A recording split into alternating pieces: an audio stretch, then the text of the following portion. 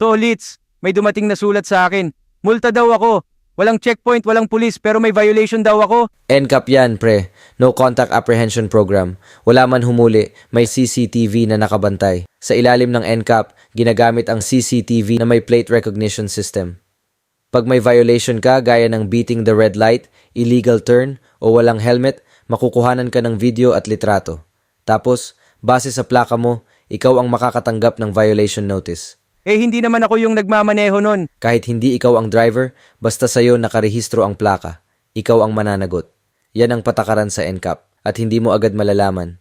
Minsan ilang araw, linggo o buwan pa bago mo matanggap ang notice. At kung hindi mo ito mabayaran agad, pwedeng hindi marehistro ang sasakyan mo. Eh paano kung may mali?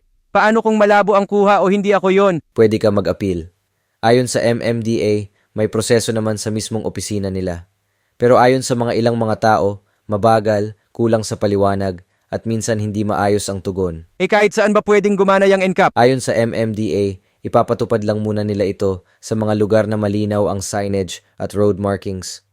Kung walang malinaw na babala o hindi kita ang mga signage, hindi dapat ginagamit ang NCAP sa ganong lugar. Ba't parang lahat ng kakilala ko biglang may multa? Kasi mainit talaga yung usapan ngayon. May mga natutuwa dahil nababawasan ang pasaway, pero marami rin ang naguguluhan at nabibigla. Kayo, anong opinion nyo sa NCAP? Sasagutin ko ang mga hindi mo tinanong pero tinanong ni Pidong. Follow for more.